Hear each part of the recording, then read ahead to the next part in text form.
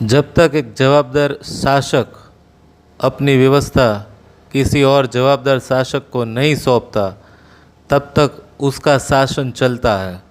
इसी आधार पे भगवान श्री हरि विष्णु के द्वापर युग में अवतरित भगवान श्री कृष्ण के अवतार के बाद कलयुग के अंत में भगवान श्री हरि विष्णु भगवान कल्कि के अवतार में अवतरित होने वाले हैं। जब तक भगवान कल्कि अवतरित नहीं होते, जग पालन करता श्री हरि विष्णु के श्री कृष्ण अवतार के अधीन यह पूरा संसार रहेगा। आज की यह स्टोरी टेलिंग जग पालन करता श्री हरि विष्णु के श्री कृष्ण की जन्मभूमि की है। आज की यह महागाथा जो हमारी शिक्षा व्यवस्था के माध्यम से हमको पढ़ाई जाने चाहिए थी, जो नहीं पढ़ाई गई है, ऐसे अनकहे तथ्यों की है। यदा यदा हि धर्मस्य ग्लानिर्भवति भारत अभ्युत्थान अधर्मस्य तदात्मानं सृजाम्यहं परित्राणाय साधूनां विनाशाय च दुष्कृतां धर्म संस्थापनार्थाय संभवामि युगे युगे। जब जब धर्म को हानि होगी, अधर्म अपनी मर्यादा लांघेगा, तब तब धर्म की रक्षा करने और अधर्म के सर्वनाश के लिए मैं अवतार धारण करूँगा। यह शब्द है भगवान श्री कृष्ण के, और आज इसी शब्दों की पृष्ठभूमि पे जग पालन करता भगवान श्री कृष्ण के जन्म स्थान की भव्य चमत्कारिक इतिहास की गाथा, आक्रांताओं ने किए विध्वंस और सनातन की रक्षा के लिए दिए गए बलिदानों की महागाथा आज की स्टोरी टेलिंग में करने जा रहे हैं।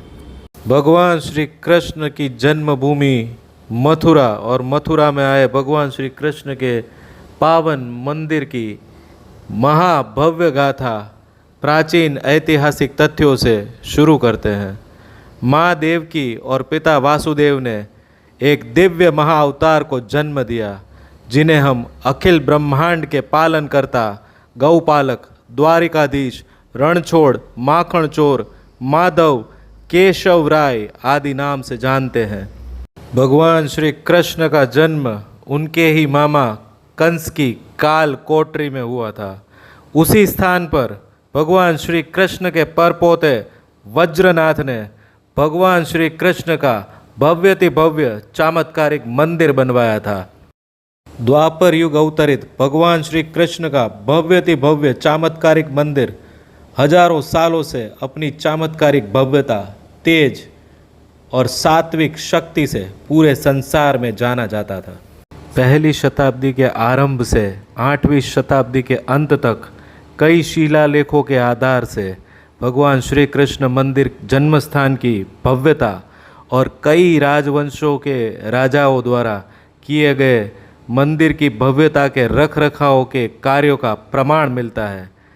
उदाहरण स्वरूप जैसे कि राष्ट्रकूटों के शासनकाल में दान दिए गए शिलालेखों का उल्लेख है। ईर्ष्या, धर्मांधता और पशुता ही जिनका जीवन हो, ऐसे आक्रांताओं के आक्रमण पिछले 1000 साल से यह मंदिर झेल चुका है।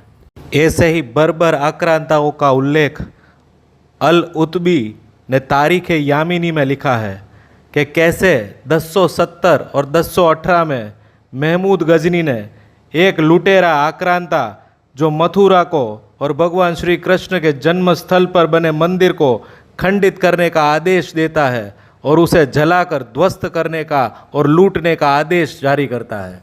सनातन और वैदिक संस्कृति की चमत्कारिक भव्यता कैसी विशाल एवं अकल्पनीय रही है कि धर्मांध आक्रांता भी इसके चमत्कारिक भव्यता तोड़ने से पहले दंग रह गए।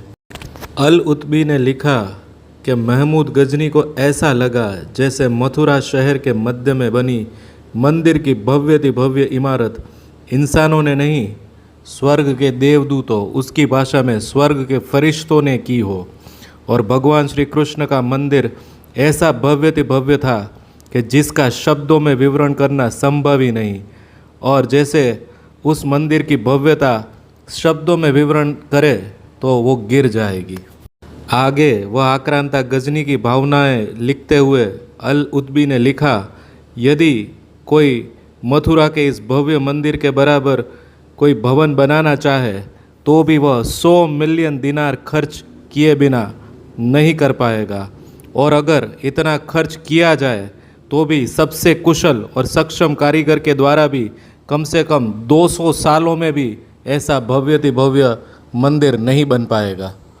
आक्रांता और धर्मांध गजनी ने भगवान श्री कृष्ण की मथुरा मंदिर में जो लूटफाट, अत्याचार और विध्वंस मचाया, उसके 125 साल बाद मथुरा के मंदिर स्थल से मिले एक शिलालेख के अनुसार सन 1150 में कुंतल वंश के राजा जाजन जज, जो कुंतल वंश के सम्राट अनंगपाल के पौत्र थे, उन्होंने यहाँ सफ़ेद पत्थरों से भगवान विष्णु का एक भव्य मंदिर निर्माण करवाया था, जिसे 12वीं शताब्दी में कुतुबुद्दीन ऐबक नाम के एक धर्मांध आक्रांता ने फिर से तोड़ दिया।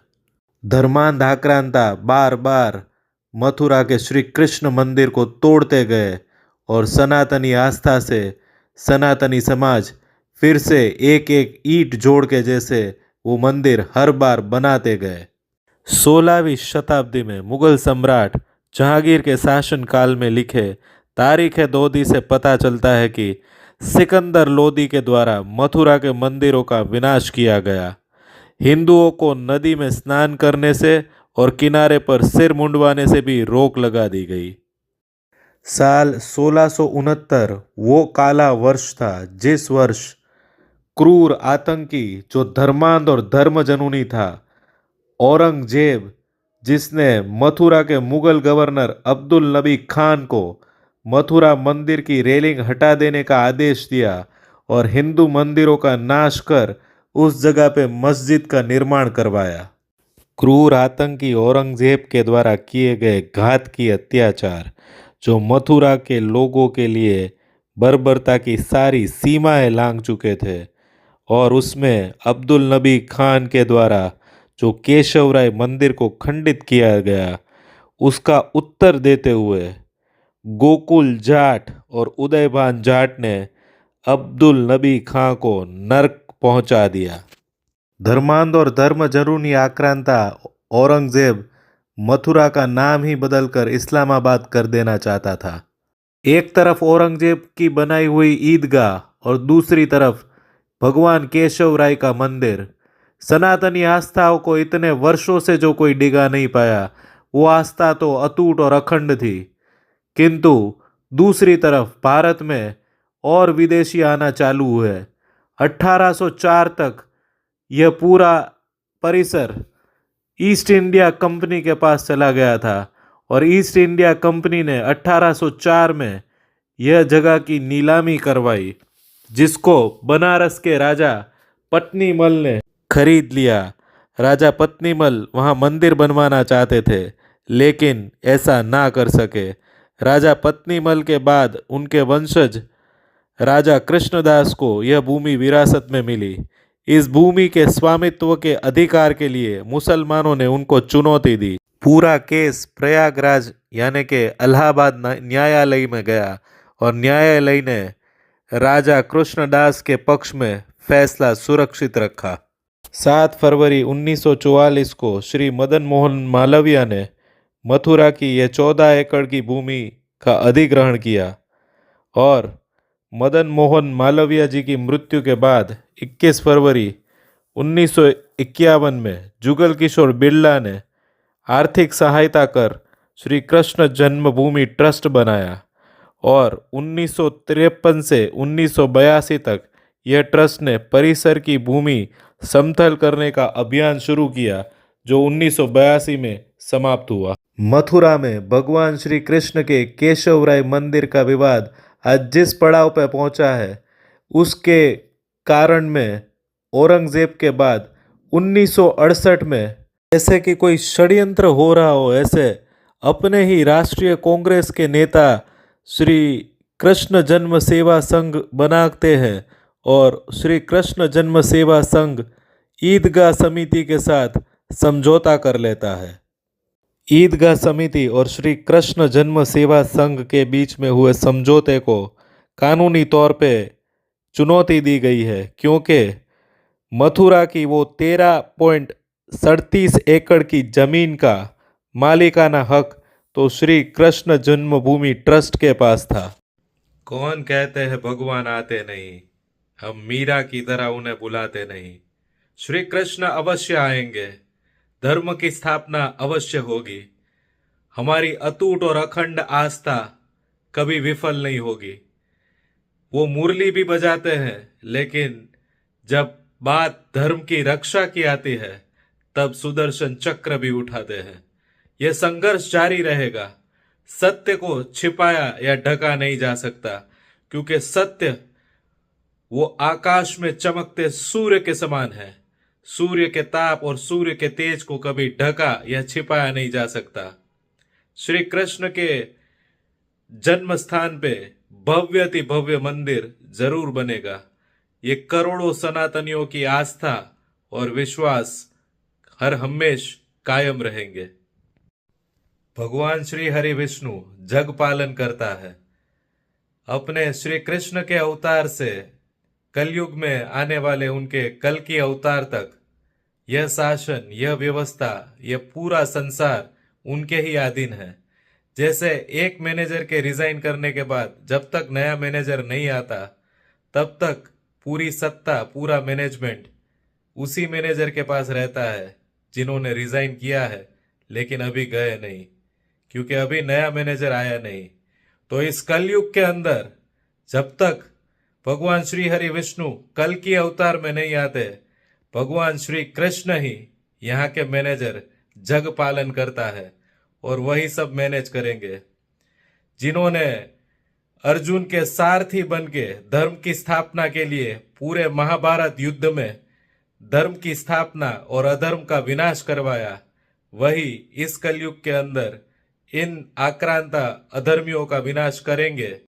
मूकम करोति वाचालम पंगुम लंबयते गिरिम यत्कृपातमहं वंदे परमानंद माधवम। जो बोल नहीं सकता उसको भी बोलता कर दे, जो पैरों से अपाहिज है उसको भी पर्वत चढ़ा दे, तो वही परमानंद माधव केशव राय मंदिर अवश्य बनवाएंगे।